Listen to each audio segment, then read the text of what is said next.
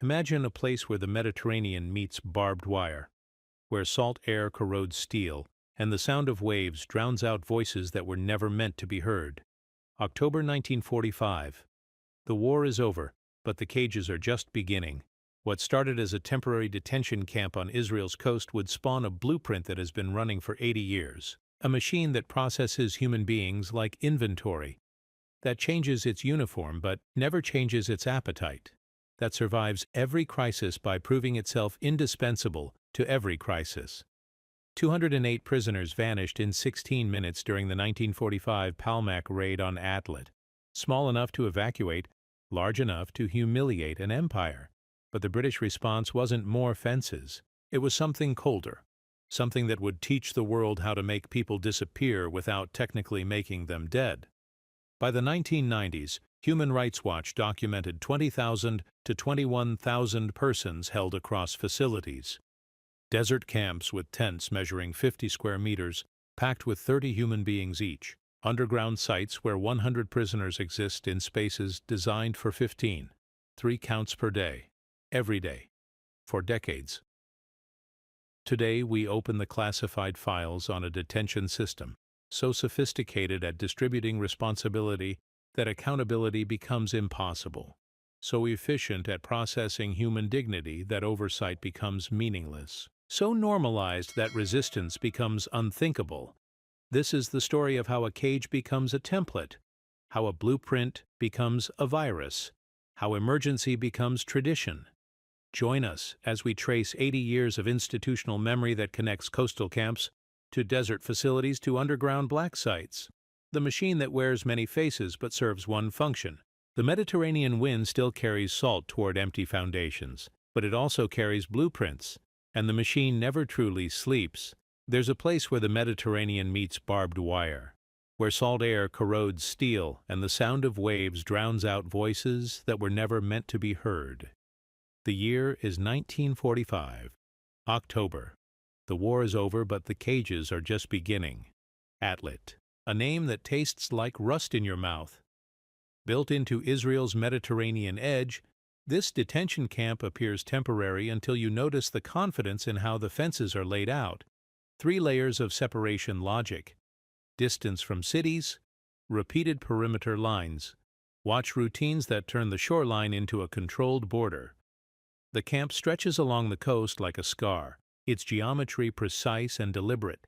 Here, architecture becomes destiny. Here, human beings become inventory.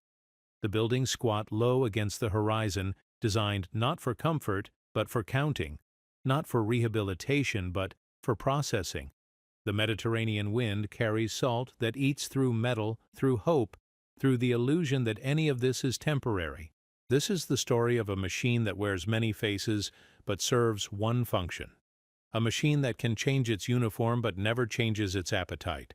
A machine that has been running for 80 years, grinding through wars and peace with equal efficiency. This is the story of how a cage becomes a template, how a blueprint becomes a virus, how emergency becomes tradition. The design is elegant in its cruelty. Watchtowers positioned to eliminate blind spots, fencing that channels movement like water through a funnel. Housing blocks arranged to prevent coordination, every angle calculated, every distance measured, every sightline controlled. The camp becomes a device that can change purpose without changing shape. Immigration detention transforms into prisoner of war holding. Civil internment morphs into administrative detention. The architecture remains constant. Only the paperwork changes. But on the night of October 9, 1945, something goes wrong with the machine. Palmach fighters breach the perimeter. The camp's own geometry turns against it. 208 detainees disappear into the darkness, a number small enough to evacuate, large enough to humiliate an empire. The operation unfolds like a surgical procedure, timing patrol gaps, cutting points on fencing, moving bodies fast enough that the camp's communication lag becomes the true vulnerability. This isn't heroics. This is logistics. The raiders understand something the builders missed. Every security system contains the seeds of its own defeat. Every cage has gaps between the bars. In 16 minutes, the night swallows 208 souls. The guards find empty barracks, open gates, the sound of waves washing against an empty shore. The machine has failed its first major test, but machines learn from failure. Machines adapt. The British response isn't more fences at Atlit. It's something colder, something that acknowledges the fundamental truth of the situation. When a camp becomes politically contaminated, you don't change the architecture. You move it. You outsource the problem offshore. Cyprus, an island where detention can happen away from cameras, away from witnesses, away from the inconvenience of local politics. After Atlit's breach, detention expands outward like a cancer metastasizing. The blueprint migrates. Same routines, new coordinates, same counting procedures, different soil. The camps on Cyprus follow the Atlit template with surgical precision, perimeter fencing in 3 concentric rings, housing arranged to prevent assembly, guard towers positioned for maximum visibility. The British have learned that architecture is ideology made manifest. That space shapes behavior more efficiently than any propaganda. Temporary becomes an operational style. Build fast. Label it provisional. Keep it running for years. The language softens the reality. These aren't prisons. They're processing centers, transit facilities, holding areas. The words are chosen carefully, scrubbed clean of their true meaning. But the fences remain 3 meters high, topped with razor wire. The Mediterranean wind carries the same salt to Cyprus that it carried to Atlit, the same corrosion eating through metal, the same sound of waves against stone, the same geometry of control. The template reproduces itself with viral efficiency. Each new iteration slightly refined, slightly more efficient, slightly more invisible to the outside world. Inside the Cyprus camps, time moves differently. Days blur into weeks. Weeks dissolve into months. The administrative machinery grinds forward with mechanical precision. Forms are filed, numbers are counted. Bodies are processed through a bureaucratic digestive system that leaves no visible trace of what it consumes. The calendar flips toward 1948. Wars begin and end. Governments rise and fall. But Atlit doesn't disappear. It mutates. It adapts. It finds new purposes for its old bones. During the Arab-Israeli War of 1948, the camp changes uniform but not function. The same fences now hold prisoners of war. The same barracks now house civil internees. The institutional trick reveals itself in full. A camp is a neutral container. Politics decides who is poured into it. The guards change. The prisoners change. The justifications change. But the morning roll call sounds the same. The evening lockdown follows identical procedures. The 3-meter fencing maintains its constant vigil. The architecture outlasts every war that feeds it. This is when the audience begins to understand. The real protagonist of this story isn't a government or a militia. It's the reusable container, the template that survives every crisis by making itself indispensable to every crisis. 2 decades pass. Atlit remains in the record, waiting, patient as a predator, ready for the next influx, the next emergency, the next excuse to unlock its gates and begin counting again. 1967.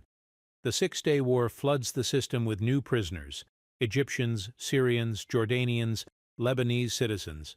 Atlit opens its mouth and swallows them all. The detention template absorbs regional war like a sponge soaks up blood. Efficient, unremarkable, necessary. The coastal air continues its patient work, corroding metal, corroding morale, corroding the illusion that confinement is ever a clean solution. The salt gets into everything, into the hinges of gates, into the mechanisms of locks, into the souls of guards who count bodies for a living. A camp's longevity becomes its horror. If a structure can serve every war, maybe war is being planned into the infrastructure. Maybe the machine doesn't respond to crisis. Maybe the machine creates crisis to justify its own existence. The story leaves the coast now, turns toward the interior.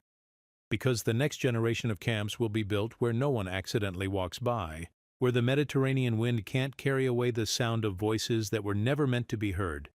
But first, we must understand the invisible layer, the architecture of paper that outlasts any single facility, the legal workflow that can process human beings more efficiently than any concrete and steel.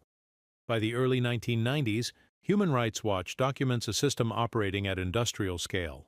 20,000 to 21,000 persons held across facilities, nearly 1,000 administrative detainees from the territories, numbers that hint at something larger than exception, something that looks suspiciously like policy. This is the design flaw declared. When confinement becomes paperwork, time stops being a sentence and becomes a loop. Detention without charge. Detention without trial. Detention that renews itself automatically like a subscription service for human misery. The administrative machinery develops its own momentum. Orders generate renewals. Renewals generate classifications. Classifications generate new categories of detention. Each piece of paper spawns 3 more. The bureaucracy becomes self-sustaining, self-justifying, self-perpetuating. In government offices across the region, clerks stamp forms that will keep human beings in cages for months, years, decades. The clerks go home to their families, eat dinner, watch television, sleep soundly. They are not torturers. They are not monsters. They are civil servants processing paperwork according to regulation. This is the true horror of the system, its banality, its bureaucratic efficiency, its ability to transform cruelty into routine, to make suffering invisible by making it administrative. The forms pile up in filing cabinets. Thousands of documents recording the legal disappearance of thousands of lives. Each signature a small act of violence disguised as procedure. Each stamp a tiny crime against humanity dressed up as due process.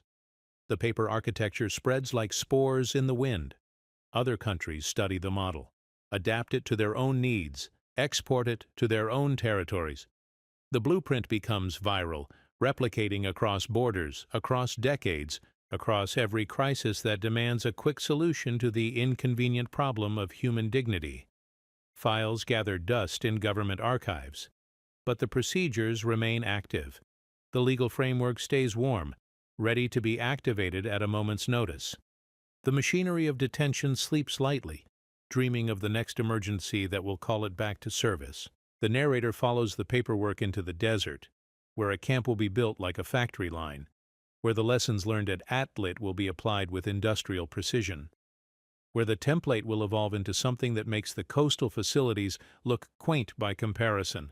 The desert waits, patient as death, hot as hell, vast enough to swallow screams, remote enough to operate without witnesses. Perfect for the next iteration of the machine.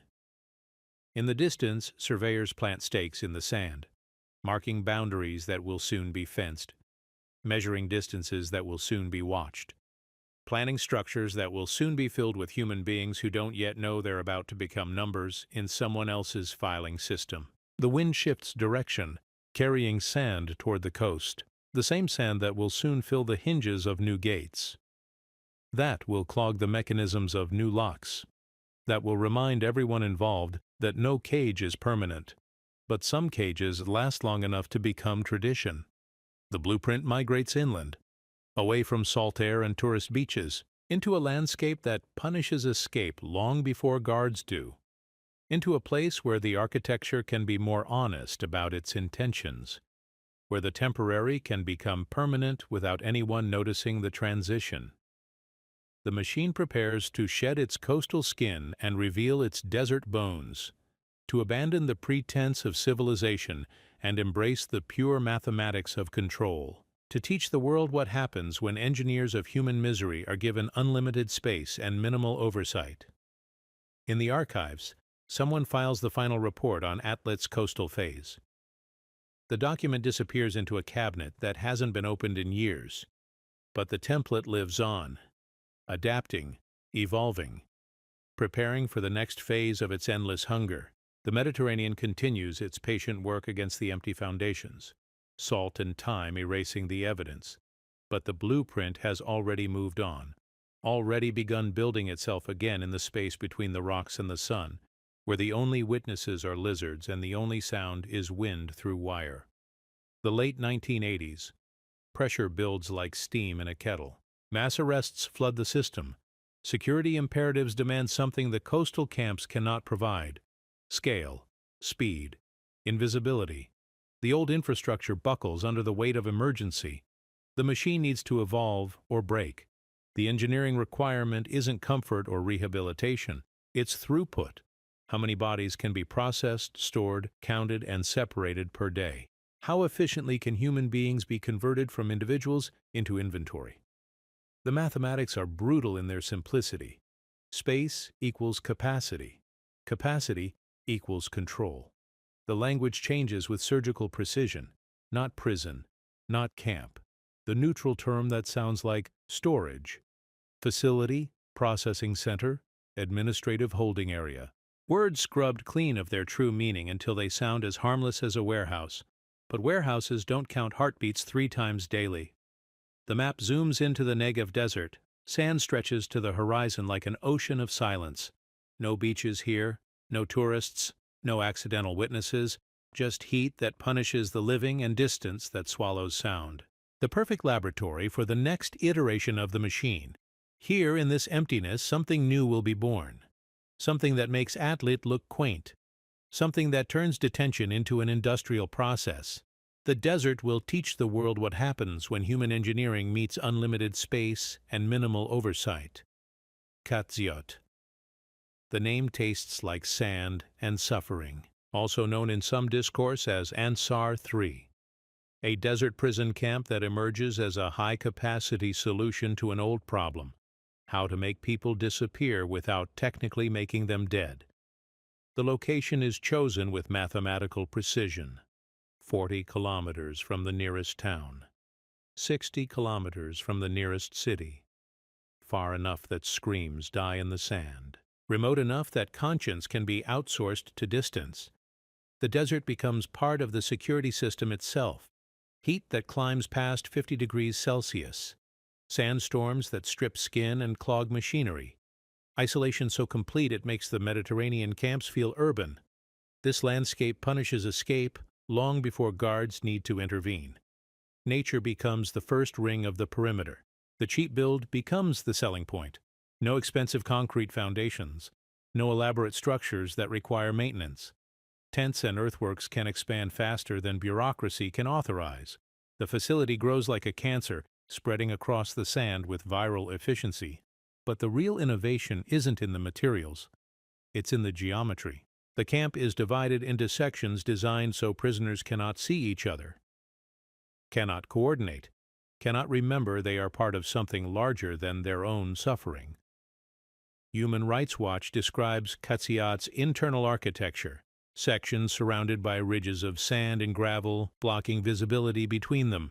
This is architecture as psychology. Isolation by landscaping. The berm becomes a wall you don't have to pour. The earth itself becomes a tool of control. Each mound of dirt carefully calculated. Each ridge precisely positioned. The topography engineered to fragment human connection.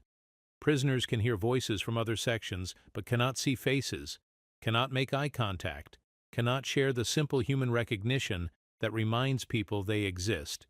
The tents squat in the sand like pustules on burned skin. Each tent approximately 50 square meters, holding 20 to 30 men.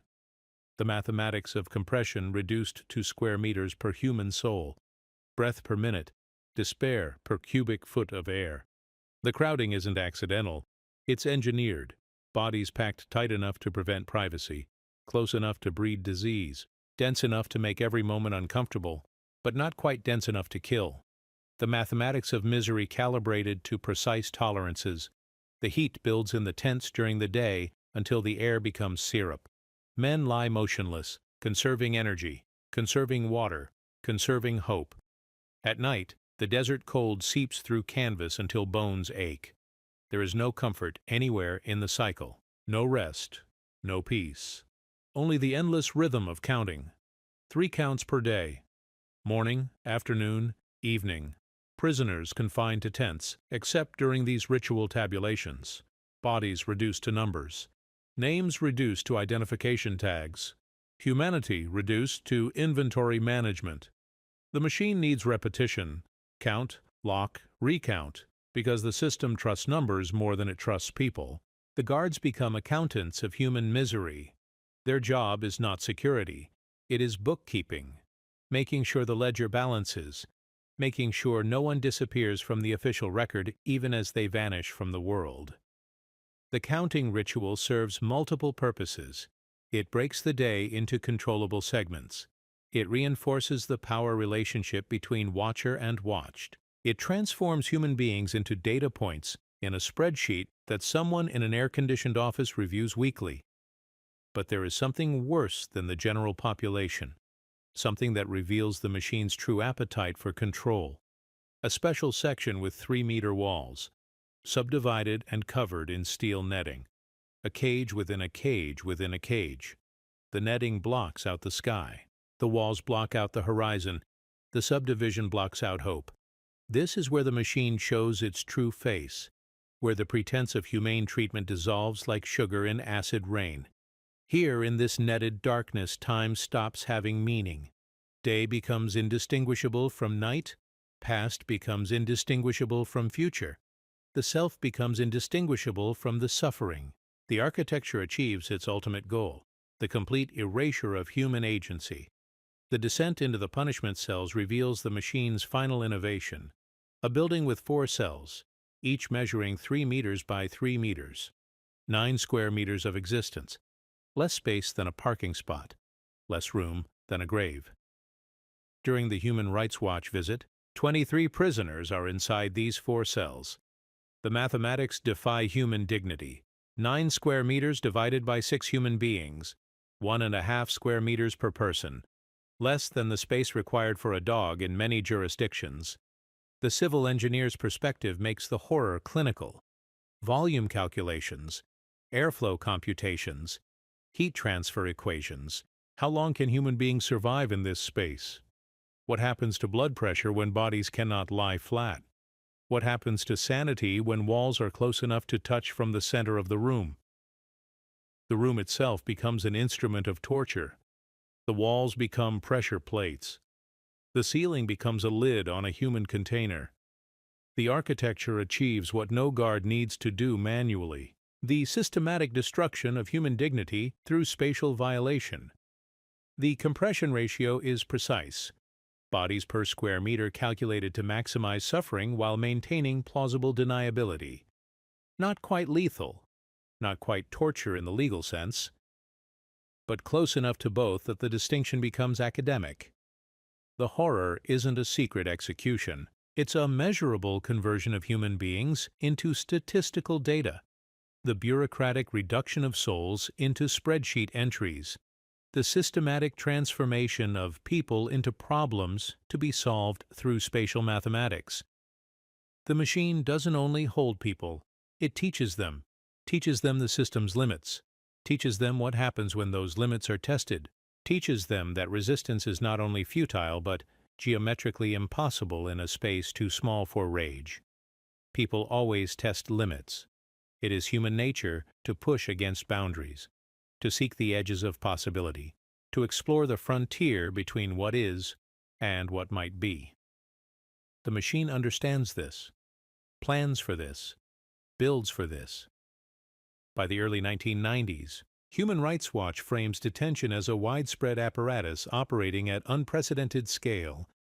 Tens of thousands held across facilities. Administrative detention embedded as a recurring tool. The exception has become the rule. The emergency has become policy. The invisible chorus begins to emerge.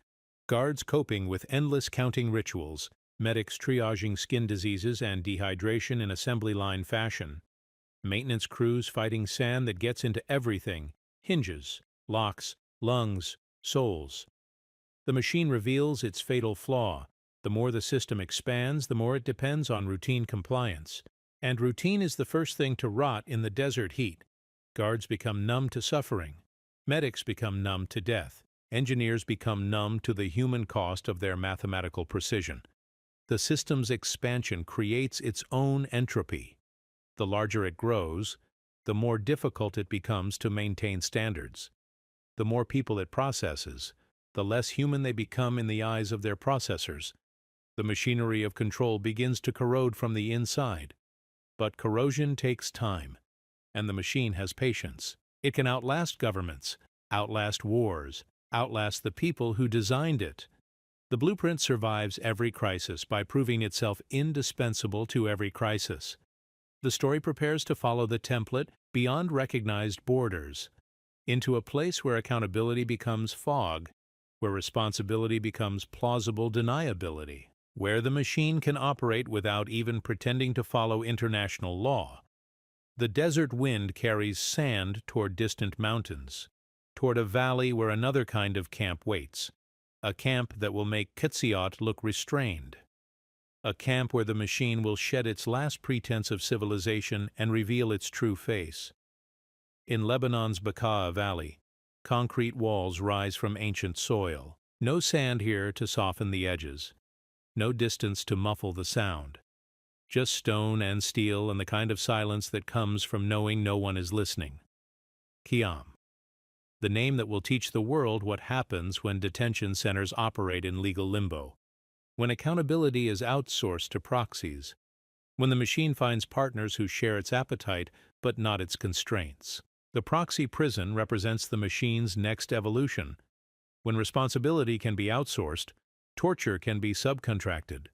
When jurisdiction can be obscured, law can be ignored.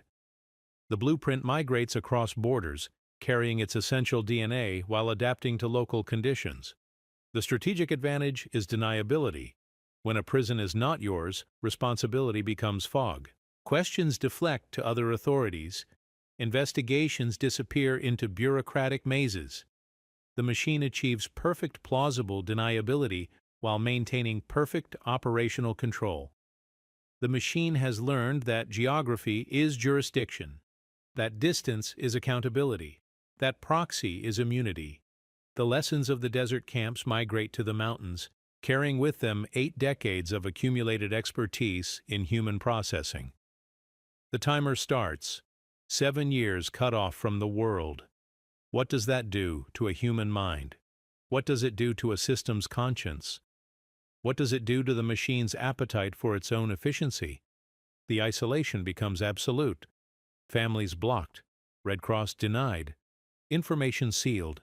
Detention becomes disappearance by procedure. The machine achieves its ultimate goal, making people vanish while keeping them technically alive. Time stops having meaning when there are no calendars. Memory stops having meaning when there are no visitors. Hope stops having meaning when there are no letters. The architecture of isolation achieves what no physical torture could, the systematic erasure of human connection to the world. The machine approaches its peak efficiency. Maximum input, minimum oversight, perfect deniability. The blueprint has evolved into something that would make its coastal ancestors proud, something that proves the template's viral durability across decades of refinement. But machines that achieve perfect efficiency often achieve perfect brittleness. Systems that depend on isolation eventually discover that isolation works both ways. When no one can see in, no one can see out. When accountability disappears, so does control. The sand continues its patient work in the hinges of distant gates. Time continues its patient work on the foundations of temporary structures. The machine continues its patient work on the souls of everyone it touches. But patience has limits, even for machines. The Bekaa Valley, Lebanon, where ancient trade routes carved passages between mountains and modern proxy arrangements carve passages around international law. Here, in this cradle of civilizations, the machine finds its perfect hiding place, a prison that belongs to everyone and no one.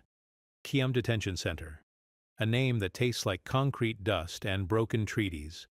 Built in the shadow of the Israeli occupation zone, operated by the South Lebanon Army, funded through channels that disappear into bureaucratic smoke. The proxy prison represents the machine's most elegant evolution, accountability as mirage. The strategic architecture isn't just physical, It's legal. When a prison exists in occupied territory, operated by local proxies, funded through untraceable channels, responsibility becomes a shell game. Who gave the orders? Which government signed the checks? What court has jurisdiction over a place that technically doesn't exist in any legal framework? The building itself squats like a concrete tumor against the mountain slope. No Mediterranean salt air here to corrode the evidence. No desert sand to clog the mechanisms. Just solid stone and steel, built to last longer than governments, longer than occupations, longer than the memory of the people who disappear inside. Amnesty International's reports describe a facility designed for perfect isolation. Detainees cut off from the outside world for years at a time. The International Committee of the Red Cross denied access. Families blocked from contact. Information sealed behind walls of classification and jurisdictional confusion. 7 years. That's how long some prisoners spend in complete isolation from the world. 7 years without letters, without visitors, without confirmation that anyone remembers they exist. Time becomes a weapon more precise than any blade, more devastating than any explosion. The infrastructure becomes the message. Windowless rooms where day and night lose meaning. Controlled movement that reduces human beings to chess pieces on a board only the guards can see. A schedule engineered to make time feel infinite, to make hope feel impossible, to make resistance feel futile. The machine's logic evolves beyond simple separation between detainees. Now it achieves separation between detainees and reality itself, between prisoners and families, between the imprisoned and the world that continues spinning outside walls thick enough to muffle screams and absorb prayers. 7 years of silence creates its own gravity, pulls everything into its dark center. Families give up searching. Lawyers stop filing appeals. Journalists move on to fresher tragedies. The disappeared become truly disappeared, vanished not through execution, but through systematic forgetting. The camp operates in a legal twilight zone, where normal rules dissolve like salt in rain.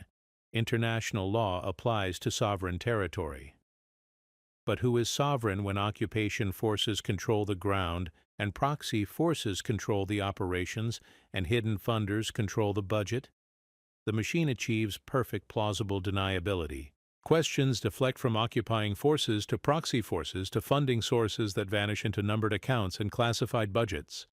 Responsibility becomes a game of jurisdictional hot potato that no court can follow to its conclusion. But isolation works both ways. When no witnesses are allowed inside, information can only leak out through the cracks. And every system has cracks. Every wall eventually develops fissures. Every silence eventually breaks. Amnesty's documentation begins to catalog what seeps through the concrete. Allegations of torture and ill-treatment that read like an engineering manual for breaking human beings. Systematic methods refined over years of practice. Techniques calibrated to inflict maximum psychological damage while leaving minimal physical evidence. The civil engineer's perspective reveals how architecture enables abuse. Tight corridors that channel movement and eliminate escape routes. Controlled sight lines that prevent witnesses. Rooms designed for compliance rather than care, with dimensions calculated to maximize helplessness. The spacing between cells prevents prisoners from communicating. The height of ceilings prevents them from feeling secure. The placement of windows, when windows exist at all, prevents them from tracking time or orientation. Every architectural decision serves the same purpose: the systematic destruction of human agency. The machine reveals its most dystopian capability. It can create suffering while keeping the outside world arguing about jurisdiction. While diplomats debate sovereignty, human beings disappear into concrete boxes. While lawyers file appeals in distant courts, time performs its slow surgery on minds and souls. The proxy arrangement provides perfect insulation. Israeli officials can claim they don't control the facility directly. South Lebanon army commanders can claim they follow orders from above. Funding sources can claim operational independence. Everyone is responsible, which means no one is responsible. This is the machine's masterpiece of institutional design. A torture center that exists in legal limbo, operated by ghosts, funded by shadows, supervised by no one who will admit to supervision. A place where human beings can be processed with industrial efficiency while the world debates whether the place even officially exists. The isolation becomes so complete that families begin to hold funerals for the living. Wives remarry husbands who may or may not still be breathing. Children grow up thinking their fathers chose to abandon them rather than face the possibility that their fathers are screaming soundlessly behind concrete walls. The machine feeds on this confusion, thrives on this uncertainty. The less the outside world knows, the more efficiently the inside world can operate. Perfect information control creates perfect operational freedom. Then the geopolitical ground shifts. May 23, 2000. The Israeli withdrawal from southern Lebanon happens faster than anyone planned. Suddenly, the carefully constructed legal architecture collapses like a house of cards in an earthquake. Kiev empties in hours, not an orderly prisoner transfer, not a bureaucratic handover, a cascading failure that reveals how fragile the entire structure was beneath its appearance of permanence. When camps die, they die like power stations. Emergency protocols, frantic decisions, vanished records. The release isn't mercy, it's panic. Documents disappear into truck beds and bonfires. Computer hard drives get wiped or physically destroyed. The administrative machinery that kept track of disappeared people disappears itself, leaving families with questions that will never have answers. Amnesty marks it as the end of a center of torture and injustice. But endings are illusions when dealing with machines. The building empties, but the blueprint survives. The facility closes, but the method lives on. The proxy arrangement dissolves, but the concept of plausible deniability enters the permanent toolkit. The closure proves something worse than the existence of the camp, that facilities can be dismantled while the method survives intact, that buildings are temporary but blueprints are eternal, that the machine doesn't die when its housing gets demolished.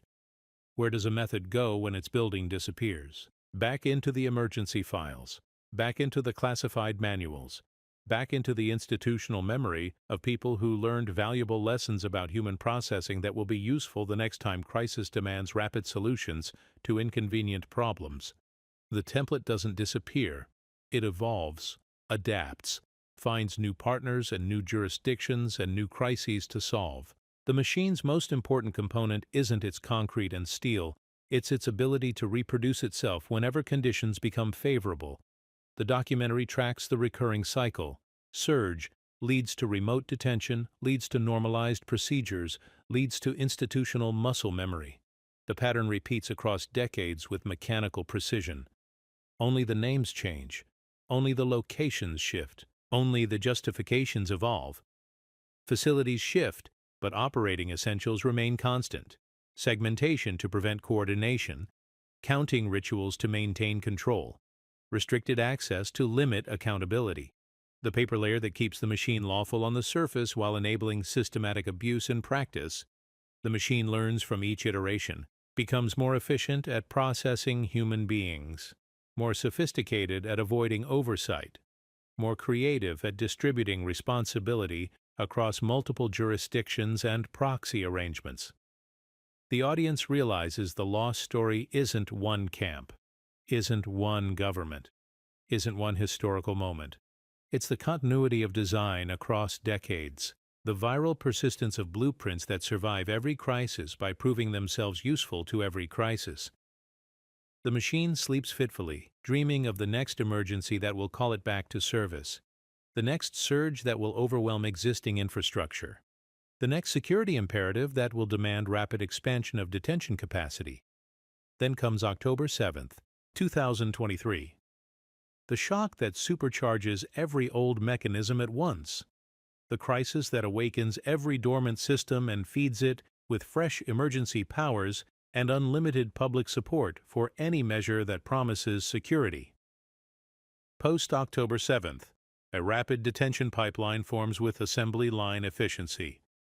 Decades of institutional knowledge activate simultaneously. Emergency protocols that seem theoretical become operational reality. The machine awakens from its light sleep and discovers it's hungrier than ever.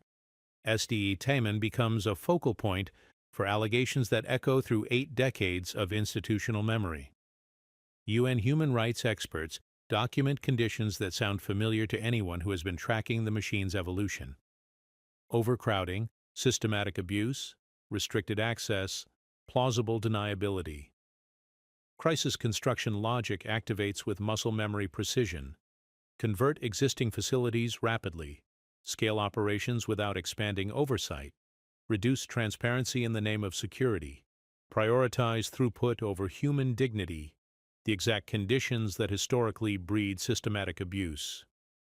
The scandal becomes political theater, complete with investigations that investigate themselves, backlash that targets the investigators rather than the investigated, and fights over accountability that become part of the war narrative itself.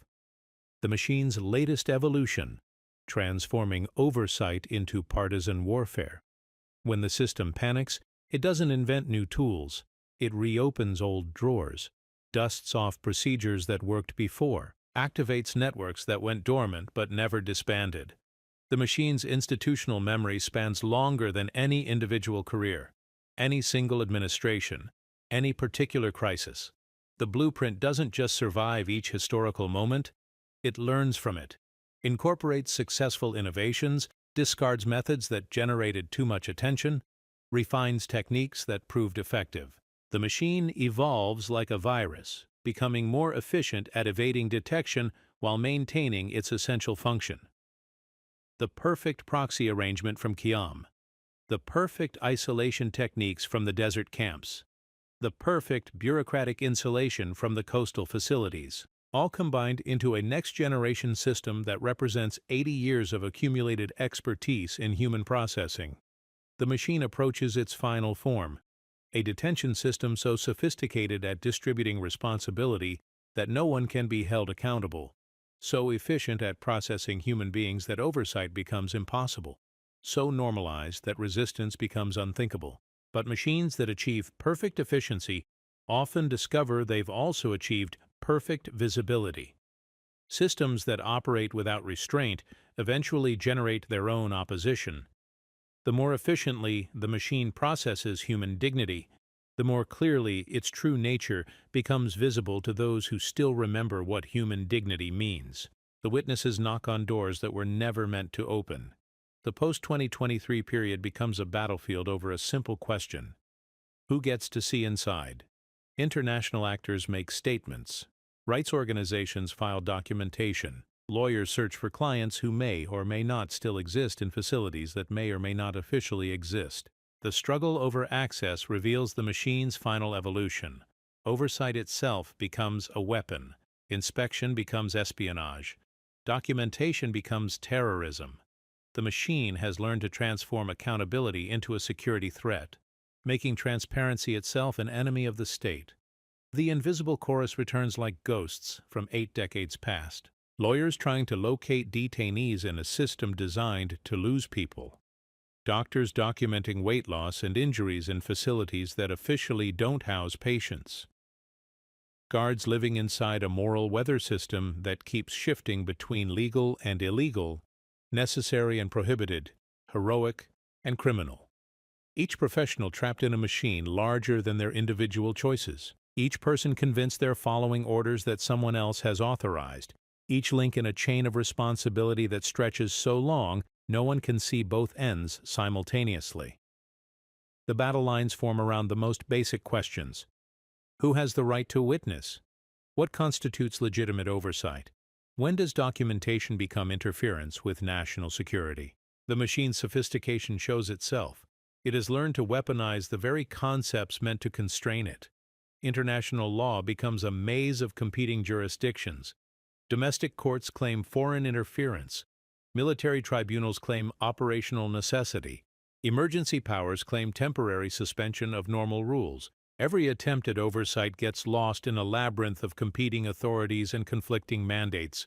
The machine doesn't just resist oversight, it corrupts it, turns inspections into theater, transforms documentation into propaganda, converts witness testimony into evidence of witness unreliability. The more thoroughly someone documents abuse, the more thoroughly their credibility gets assassinated. Then, an official voice breaks through the noise. not an accusation from outside activists, not testimony from disappeared prisoners, an audit from within the system itself, the kind of bureaucratic document that can't be dismissed as bias or propaganda or foreign interference. 2025, an audit by Israel's Public Defender's Office, as reported in mainstream media. The numbers land like hammer blows against concrete. Extreme overcrowding described in clinical language that makes the horror sound like an engineering problem. Deprivation quantified into measurable units. Abuse converted into statistical data. The forensic gut punch arrives in square meters. Many detainees living in spaces smaller than 3 square meters. Sleeping on floors measured to sub-bathroom dimensions. Human beings compressed into spatial violations that would be illegal for laboratory animals in most developed countries. The mathematics of misery reduced to architectural specifications. Less than 3 square meters per person. 64 square feet of existence. A space smaller than a prison cell in maximum security facilities. Smaller than a parking space. Smaller than the minimum recommended area for a dog kennel.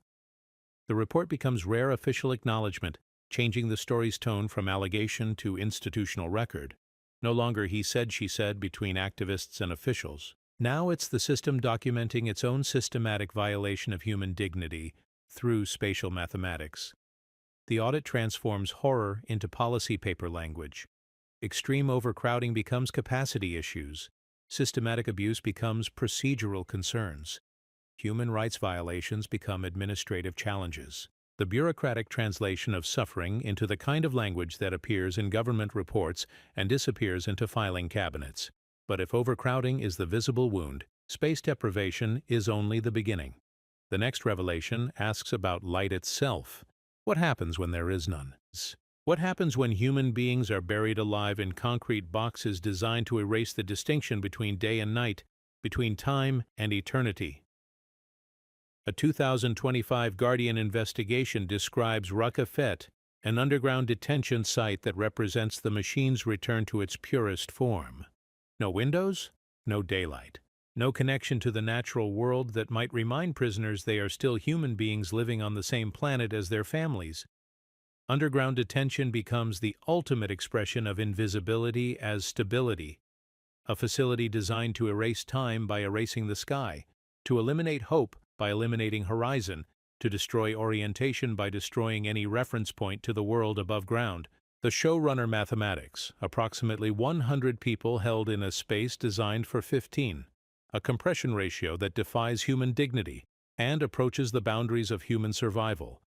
Bodies packed into underground chambers like cargo in a ship's hold. Windowless confinement becomes a laboratory for studying what happens when human beings are systematically separated from every natural cue that reminds them they are alive. No sunrise to mark the passage of days. No sunset to suggest the possibility of endings. No weather to suggest a world that continues existing outside their concrete tomb. The machine achieves its ultimate goal: complete invisibility. Underground facilities that can't be seen from satellite images. No Mediterranean coastline to suggest beauty still exists. No desert horizon to suggest space still exists. Just concrete and darkness and the slow dissolution of human consciousness into pure suffering. Detainees held without charge disappear not just from their families, but from time itself, existing in a present tense that never changes, never progresses, never offers the possibility of future. The underground facility becomes a spatial representation of despair, buried alive in a concrete expression of hopelessness. The severe abuse claims emerging from Raqefet sound familiar to anyone who has tracked the machine's 8-decade evolution. The same techniques refined over generations of practice. The same systematic methods calibrated for maximum psychological impact with minimal physical evidence. The narrator returns to where the story began. Atlit is a museum now. Restored barracks display historical artifacts. Educational plaques explain the camp's role in immigration history. Tour groups walk through exhibits that transform human suffering into historical narrative. But museums and black sites exist simultaneously in the same legal system. one camp carefully curated for public memory while others operate in the shadows of classification and war. The machine's perfect duality. Preservation of historical consciousness alongside systematic erasure of contemporary accountability. The philosophical engineering question that haunts the entire project: can a society preserve a camp as history while reproducing the underlying logic as policy? Can a nation memorialize past detention while expanding present detention? Can a people remember historical suffering while inflicting contemporary suffering? Atlet's museum exhibits speak in the past tense about injustices that ended decades ago. Meanwhile, underground facilities operate in the present tense using techniques refined over those same decades. The machine achieves perfect temporal insulation. The past becomes history, while the present becomes classified. The lost story reframes itself one final time. Not Israel has camps, not any particular nation has camps. Camps are a recurring emergency technology that activates whenever crisis overwhelms existing legal frameworks. The machine transcends specific governments or ideologies. It serves power itself. Human Rights Watch documentation spanning 8 decades reveals the pattern. Every security crisis resurrects the template. Every emergency justifies the expansion of detention capacity. Every war provides cover for the systematic violation of human dignity disguised as temporary necessity. The machine's greatest trick, making itself indispensable to every crisis while remaining invisible between crises. Sleeping fitfully in legal frameworks and institutional memories until the next shock activates every dormant system simultaneously. The story returns to the desert one last time, not to watch a riot or document an escape, to watch entropy perform its patient audit of human control systems. To observe how nature slowly reclaims the architecture of oppression. Desert infrastructure decay becomes a meditation on the temporary nature of all human constructions. Grit in the hinges of gates that once counted heartbeats. Heat expansion cracking concrete that once contained screams. Corroded mesh that once blocked out sky and hope. Berms collapsing back into the sand from which they were carved. Watchtowers tilting as foundations shift. Fencing sagging under the weight of accumulated years and accumulated guilt. Nature performing the final audit that human institutions refuse to conduct. Maintenance becomes a moral subplot that runs beneath every facility's operation. The quiet labor of keeping cages functional. The daily small decisions to repair locks and replace light bulbs and patch holes in walls that contain human suffering. The psychological cost to maintenance workers who oil the hinges of cells and replace the bars of windows and fix the electrical systems that power machinery designed for human processing. The moral weather that corrodes souls faster than salt air corrodes steel. The camp's most haunting quality reveals itself as its greatest strength. It can be temporary and still last long enough to become tradition. Emergency powers that outlast emergencies. Provisional facilities that outlast the crises they were built to address. Temporary becomes permanent through institutional inertia. Provisional becomes policy through bureaucratic momentum. Emergency becomes tradition through the simple passage of time and the human capacity to normalize any horror that lasts long enough to feel normal. The narrator sets up the final verdict. If every crisis resurrects the template, then the template is the story, not the specific camps or the particular governments or the individual crises. The blueprint itself, the viral idea that human beings can be processed like inventory when circumstances become sufficiently urgent. The audit of the experiment delivers its conclusion. Detention camps function as pressure valves in political systems under stress. But pressure valves can become engines that generate pressure to justify themselves. Solutions can become problems that require more solutions. The systemic horror crystallizes. The most durable structure isn't the fence. It's the bureaucratic permission to keep rebuilding the fence in new forms. The legal framework that enables systematic detention outlasts every specific facility that exercises that permission. The core mechanics proven with 8 decades of documentation, 10 square meters calculated for maximum compression, berms positioned to block sight lines between human beings, punishment cell dimensions engineered to destroy dignity, modern audits measuring starvation and space deprivation with scientific precision, control quantified into architecture, suffering calibrated into policy, human dignity converted into spatial violations measured in square meters and recorded in official reports that disappear into government archives. The machine's final form, a detention system so sophisticated at distributing responsibility that accountability becomes impossible, so efficient at processing human beings that oversight becomes meaningless, so normalized that resistance becomes unthinkable. But the most chilling realization waits in the final silence. The camp is never fully closed. It's only renamed, relocated, or buried underground. The machine doesn't die. It hibernates, waits, adapts, evolves. Somewhere in government offices, clerks file reports about capacity utilization and throughput efficiency. Somewhere in legal departments, lawyers draft memoranda about emergency powers and temporary measures. Somewhere in engineering firms, architects design facilities that can expand rapidly when the next crisis demands rapid solutions. The blueprint lives in filing cabinets and computer servers and institutional memories. The machine sleeps in legal frameworks and emergency protocols and bureaucratic procedures. The method waits in classified manuals and training documents and promotional criteria for civil servants who demonstrate efficiency in human processing. The Mediterranean wind still carries salt toward empty foundations. The desert wind still carries sand through abandoned hinges. The mountain wind still carries silence past concrete walls that no longer contain screams, but the wind also carries blueprints, spreads them like spores to new jurisdictions and new crises and new partners who share the machine's appetite for efficient solutions to inconvenient problems. The story ends where it began, with a place where something meets something else, where necessity meets opportunity, where emergency meets infrastructure, where human dignity meets systematic processing.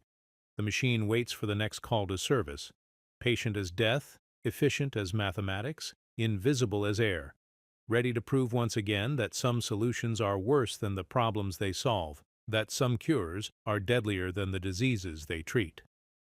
The final sound is silence. Not the silence of peace, but the silence of held breath, the silence of something waiting, the silence of machinery that runs so quietly you forget it's running until you hear the counting begin again. 3 counts per day. Morning, afternoon, evening. Bodies reduced to numbers. Numbers reduced to statistics. Statistics reduced to reports that disappear into filing cabinets in basements of buildings whose addresses are classified. The machine sleeps fitfully, dreaming of the next emergency that will justify its resurrection, the next crisis that will prove its indispensability, the next shock that will activate every dormant system and feed them with fresh authority and unlimited public support for any measure that promises security. But it doesn't sleep deeply. It never sleeps deeply. Machines like this don't have the luxury of deep sleep. There's always another emergency coming. Always another crisis brewing, always another excuse to unlock the gates and begin counting again.